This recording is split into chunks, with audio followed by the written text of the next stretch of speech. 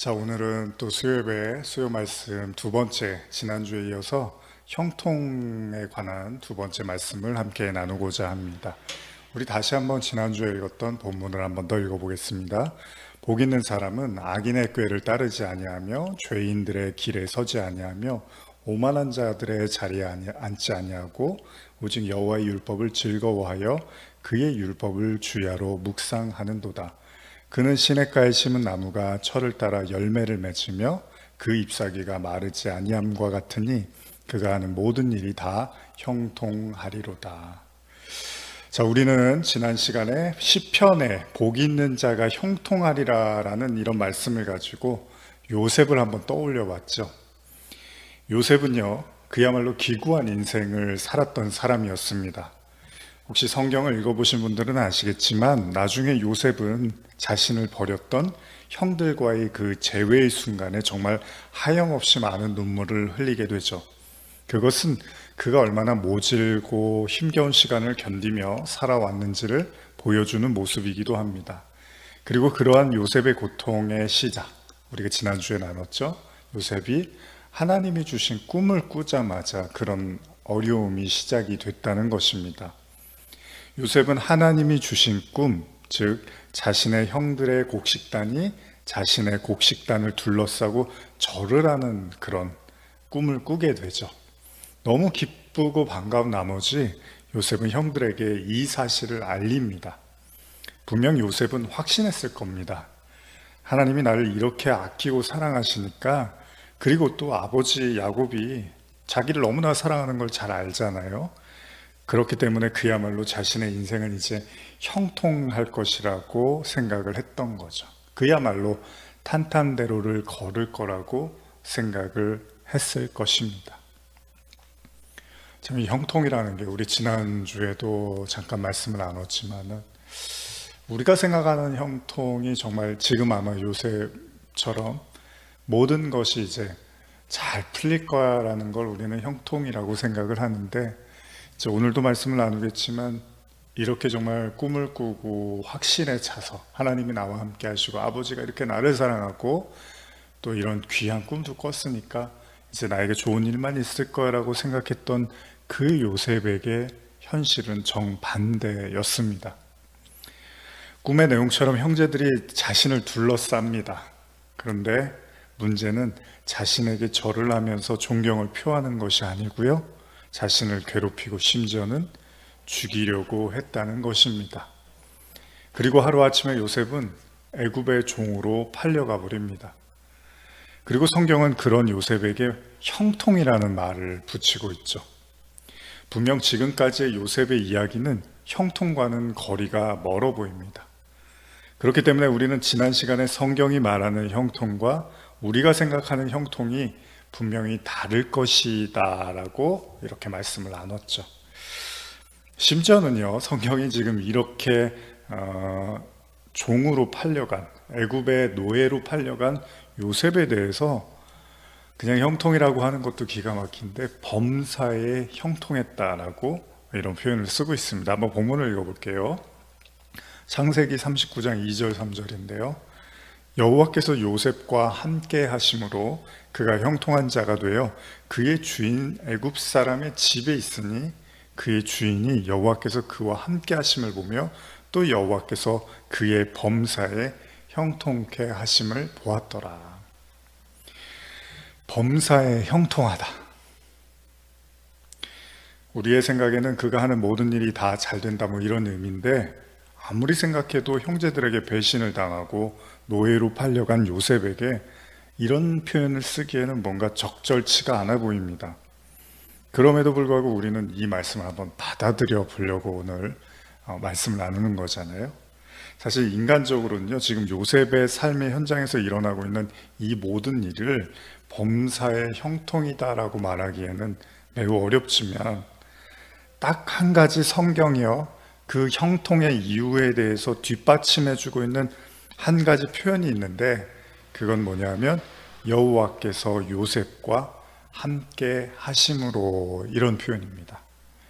그러니까 하나님이 요셉과 함께 하신다라는 게 형통의 이유다라고 지금 성경이 쓰고 있습니다. 사실 얼마 전에도 제가 로마서, 요즘 계속 로마서 설교를 나누고 있지만 이 내용을 언급을 하기도 했지만요.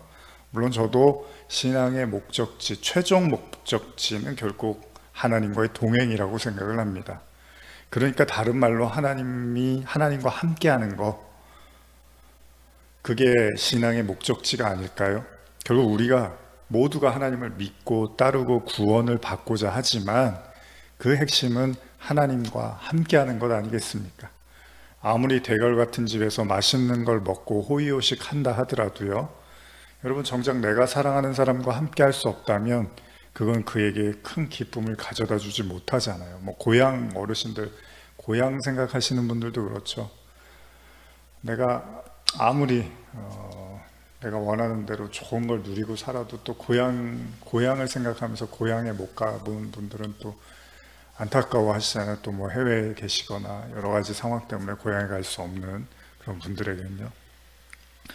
코로나라는 긴 터널을 지나면서 한 가지 개인적으로요, 사실 모두가 힘들고 절대 좋은 상황이 아니죠. 그럼에도 불구하고 그 속에서 작은 기쁨을 찾는다면 아무래도 아이하고 함께하는 시간이 분명히 그 이전보다는 늘어난 것 같습니다.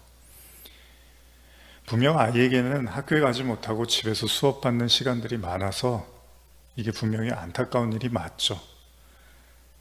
하지만 그런 생각을 해봤어요. 오랜 시간이 흐르고 아주 먼 훗날 제 아이도 저 자신도 삶을 돌아봤을 때 분명히 이 시간이 그렇게 나쁘지만은 않았을 수도 있겠다는 생각을 해봅니다. 왜냐하면 아이하고 가장 가깝게 또 함께 했던 시간들이 많았기 때문입니다. 그렇기 때문에 먼 훗날에는 분명히 이 시간들을 떠올리면서 소중한 시간이라고 생각할 수도 있겠다라는 생각을 해봅니다. 물론 모두에게 그런 건 아닐 것입니다. 어떤 경우에는 너무 함께하는 시간이 늘어나서 그것이 불편이 되고 다툼이 되기도 합니다. 그렇기 때문에 사람은 적당히 거리를 두는 것이 인간관계를 유지하는 또 하나의 해법이라고들 말하기도 하죠. 그러나 정말 그 인간관계가요, 허물이 없는 사이라면 오히려 그 시간, 함께하는 시간은 또 다른 즐거움의 시간이 될 수도 있을 겁니다. 굳이 이러한 어려움의 시간에서 작은 의미와 행복을 찾는다면 말이죠. 얼마 전에 제가 영화 한 편을 봤는데 대략 이런 내용이었습니다. 도시에서 그 경쟁사회에서 막 취업을 하려고 굉장히 애를 쓰던 중에 지방에 계시는 이제 어머니 생신이었던 것 같아요. 찾아갔다가 이제 좀 머무르게 됐어요. 그러다가 우연히 마을에 있는 한 극장의 일을 돕게 됩니다. 사람도 별로 없고 그런 극장에 이제 사람이 필요해서 이제 일을 돕게 되는, 처음에는 별로 대수롭지 않은 일이라고 생각하면서 자기는 빨리 다른 일을, 서울에 올라가서 다른 일을 해야 되는 사람이라고 너스레를 떨면서 억지로 그냥 잠깐 도와주겠다라든 그렇게 말하던 청년은 어느새 그 일이 자신에게 편안함을 주고 또 거기서 만난 사람과 그리고 그 시간들이 자신에게 나름대로의 편안함을 주게 됩니다. 그리고 어느 순간에 그 바쁘고 치열했던 도시의 삶을 뒤로하고 극장에 남아서 결국은 계속 일을 하게 됩니다. 제가 잘 기억하는 게 맞다면 그 영화의 마지막 장면이 좀 인상 깊었는데 이런 거였어요. 이제 극장에서 일을 하기로 하면서 그 극장 앞에서 잠깐 이제 앉아서 이렇게 쉬고 있는데 땅바닥에서 올라오는 작은 그 꽃 한 송이를 보게 되죠. 그걸 이렇게 가만히 쳐다보면서 사진을 이렇게 핸드폰으로 찍었나 그러면서 이제 영화가 마무리를 합니다. 그동안에 지나치고 바라보지 못했던 것에 대한 어쩌면 여유가 생겼는지도 모릅니다. 가끔 예전 영화들을 보면 그런 장면을 보잖아요. 너무 바쁘게 살다가 하늘도 제대로 쳐다보지 못하고 살았는데 어느 날 바라본 하늘이 너무 맑고 아름다운 것이었습니다. 분명히 내 곁에 있었고 내 주위에 있었고 또 충분히 관심만 있었으면 볼 수 있었던 것들이 나중에서야 발견하게 된 거죠. 과연 요셉은 어땠을까요? 그 또한 하나님이 함께 하시다는 걸 본인도 느끼고 있었을까요? 생각지도 못하게 찾아온 거대한 폭풍과 같은 시련 앞에서 그도 하나님이 자신과 함께하고 계심을 느꼈던 것일까요? 만약 그랬다면 조금이나마 위안이 될 수 있었을 것입니다. 내가 형들에게 버림은 받았지만 그래도 하나님이 나와 함께 하시네요 라고요. 그리고 분명 우리는 요셉이 그랬기를 바랍니다. 그렇지 않으면 요셉이 얼마나 화가 치밀어 오르고 너무 분해서 아마 하루하루를 어떻게든 너무 화가 나서 살기가 너무 힘들었을 거예요. 그런데 성경을 보면 요셉이 충분히 그랬을 수도 있겠다는 단서가 되는 말씀을 볼 수 있는데요. 바로 우리가 앞절에 읽은 말씀인데요. 다시 한번 살펴보면 창세기 39장 2절 3절인데요. 다시 한번 읽어보면 여호와께서 요셉과 함께 하심으로 그가 형통한 자가 되어 그의 주인 애굽 사람의 집에 있으니 그의 주인이 여호와께서 그와 함께 하심을 보며 또 여호와께서 그의 범사에 형통하게 하심을 보았더라. 놀랍게도 하나님께서 요셉과 함께 하셨는데 이걸요 요셉만 느낀 것이 아니라 그의 주인 애굽 사람 보디발도 느끼고 보았다고 지금 성경이 기록하고 있습니다. 그리고 그냥 함께만 하시는 게 아니라요 그가 하는 일들을 범사에 이렇게 형통케 하시는 하나님을 주위 사람이 봤다는 거예요. 참 기이한 일 아닙니까? 애굽 사람 보디발의 눈에도 요셉과 하나님이 함께 하시는 것을 느낄 수가 있었다는 겁니다. 그렇다면 분명한 사실 하나는요 요셉이 그토록 모진 시련 앞에서 한 가지를 느꼈는데 그건 하나님이 자신과 함께 하고 계시다는 사실이었습니다. 형제들이 자신을 버리고 아무리 육신적인 아버지가 자신을 아끼고 사랑해도 하나도 도울 수 없는 그런 지경에 요셉은 하나님이 자신과 함께하고 계시다는 걸 느꼈다라고 볼 수 있다는 거죠. 왜냐하면 그의 주인 보디발도 요셉을 통해서 느끼고 있을 정도였으니 요셉이 못 느꼈을 거라고 말할 수 없다는 거죠. 어쩌면 요셉이 자신에게 불어닥친 이 모든 시련과 고통의 한복판에서 그를 버티게 할 수 있었던 가장 큰 힘은 하나님이 자신과 함께 하는 것이었겠죠. 그러면 우리가 이 점에서 한 가지를 떠올리게 됩니다. 그렇습니다. 바로 하나님께서 요셉에게 주셨던 꿈, 다른 말로 언약이라고도 하고 다른 말로는 말씀이라고도 하죠. 꿈을 꾼 요셉에게 바로 나타난 현실은 꿈과는 정반대가 되는 모습이었지만 막상 애굽에 팔려가고 극한의 상황에 맞닥뜨리게 된 요셉이요 하나님이 자신과 함께 하심을 믿었다면 분명히 요셉은 자신에게 주신 꿈에 대한 그러니까 하나님이 주신 꿈에 대한 믿음도 저버리지 않았을 거라는 겁니다. 그러니까 요셉은 하나님께서 주신 그 꿈이 결코 포기되어지거나 좌절되어지지 않을 거라는 믿음도 가졌을 거라는 거예요. 왜요? 하나님이 함께 하시는 걸 느꼈으니까. 우리가 보통 요셉을 지칭할 때요 꿈의 사람이라는 표현을 사용하기도 하는데요 그건 요셉이 자신이 꿈꾼 대로 하나님께서 그를 이끄셨기 때문이잖아요. 꿈대로 하셨기 때문에 꿈의 사람 요셉이라고 하잖아요. 또 다른 의미는 요셉이 정말 어렵고 힘겨운 순간마다 자신의 꿈을 기억하며 반드시 그 꿈이 이루어질 걸 기대하고 확신했기 때문이죠. 그러니까 요셉을 버티게 해준 것은 물론 하나님이 동행하시는 거였고 또 다른 의미에서는 하나님이 주신 그 꿈에 대한 소망이 있었을 거라는 거예요. 그렇다면 우리가 나누고 있는 형통과는 무슨 연관이 있을까요? 요셉이요 꿈을 꾸고 찾아왔던 모든 그 시련 속에서 사실 하나님은 그 꿈을 지금 현실로 이루어 가기 위한 작업이었던 거잖아요. 사실 이것은 아브라함의 이야기하고도 비슷해 보입니다.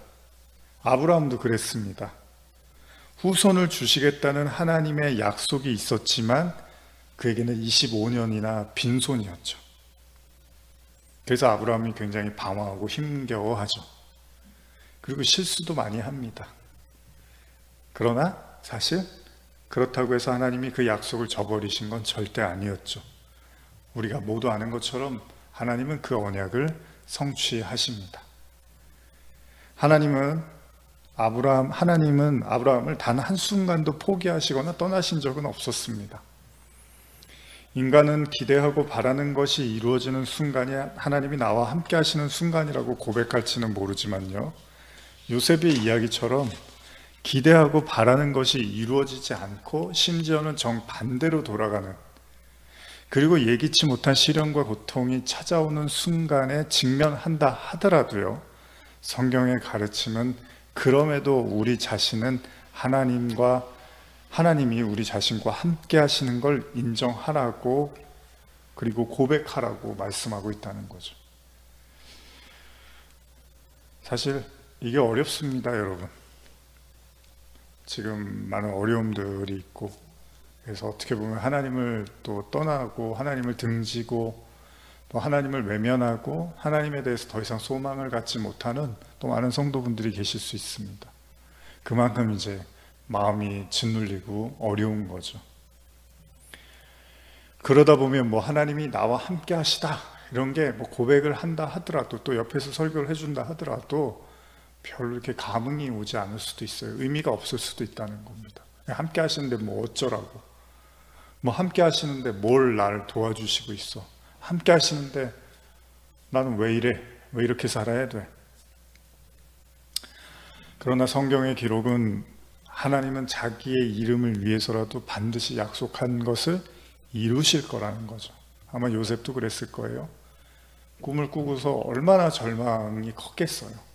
꿈대로 될 줄 알았는데 전혀 삶은 완전히 바닥을 치고 반대로 돌아가고 있으니까요.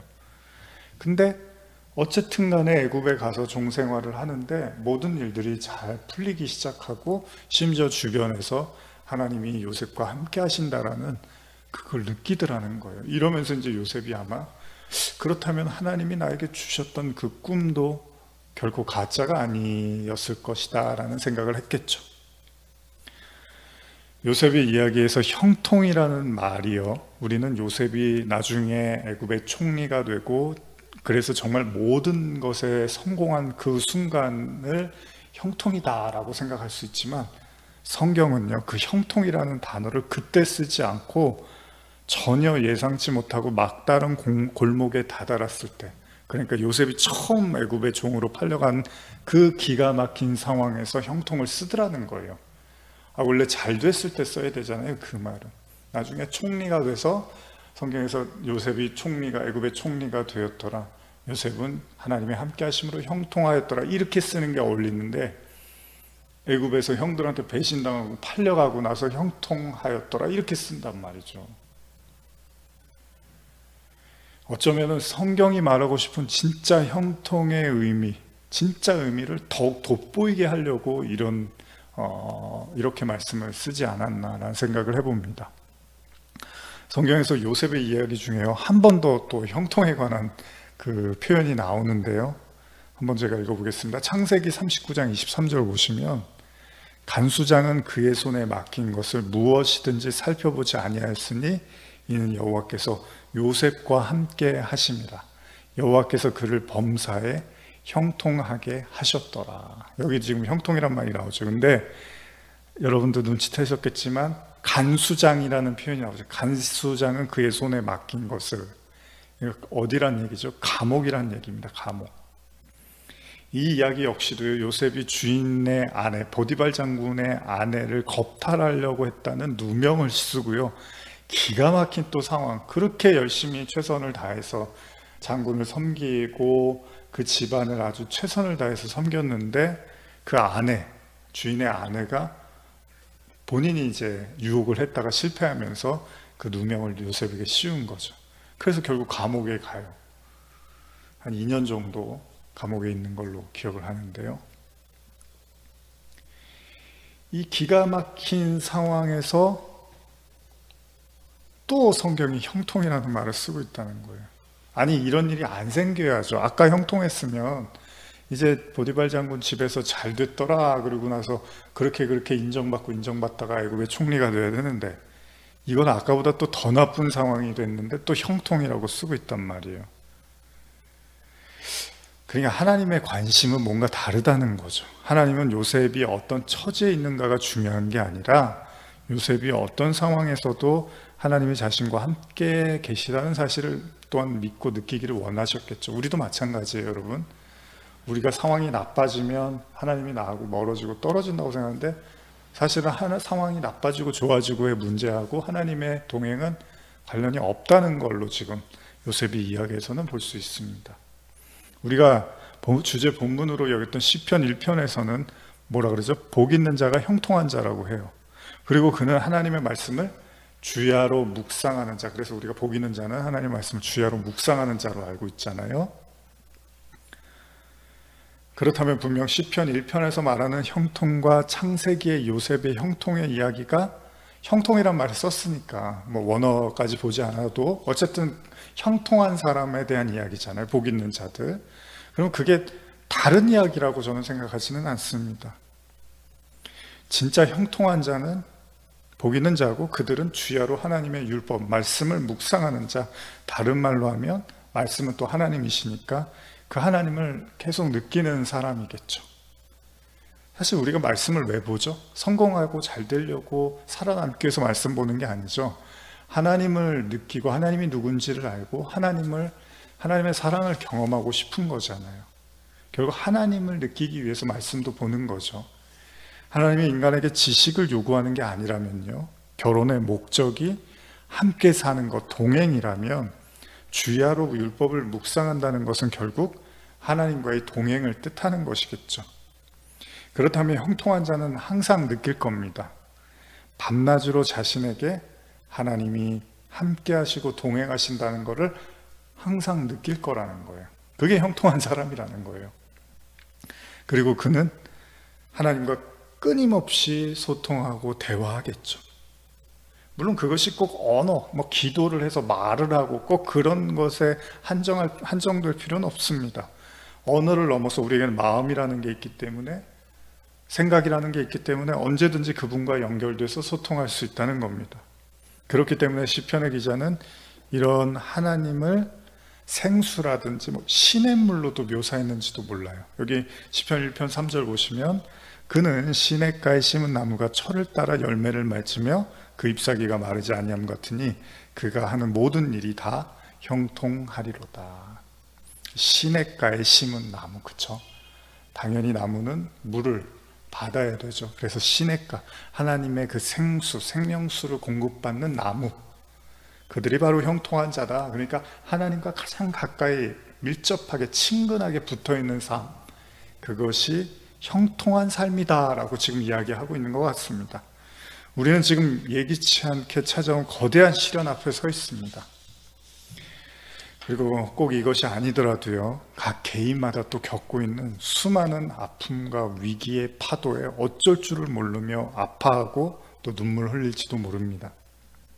그리고 오늘 요셉은 그런 우리에게 말하고 있는지도 모릅니다. 만약 그 어떠한 순간에도 하나님이 나와 함께 하시다는 것을 인정하고 고백할 수 있다면 그 자체가 형통이라는 것입니다. 어쩌면 형통은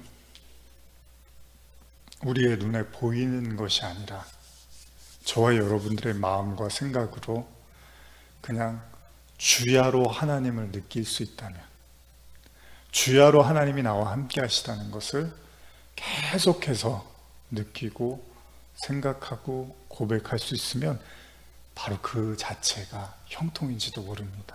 요셉이 총리가 돼서, 요셉의 꿈이 이루어져서, 요셉이 형제들을 다시 만나서, 요셉이 아버지를 다시 만나서, 물론 다 좋은 일이에요. 그리고 반드시 우리의 삶에도 이런 축복이 일어나야 됩니다. 그러나 그것보다 더 중요한 건 요셉이 형제들과 떨어지고 아버지와 떨어지고 또한 자기의 고향 땅에 있지 못하고 노예의 신세로 타국에서 또 누명도 씌우고 아픔과 고난의 시간을 보냈지만 그가 주야로 하나님이 함께 하시다는 걸 느꼈기에 성경은 그를 형통한 자라고 말하고 있습니다. 오늘 말씀을 듣는 모든 성도분들, 마음속에 아침과 저녁으로 하나님이 나와 함께 하심을 인정하고 고백하심으로써 우리에게 다가오는 이 모든 어려움과 시련과 환난 속에서 형통한 자로 살아가시기를 간절히 축복합니다. 기도하시겠습니다. 하나님 아버지,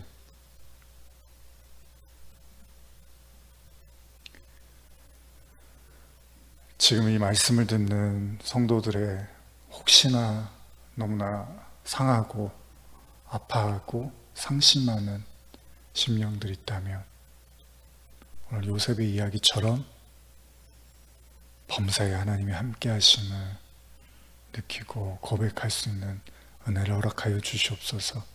감사드리며 예수님의 이름으로 기도드립니다. 아멘.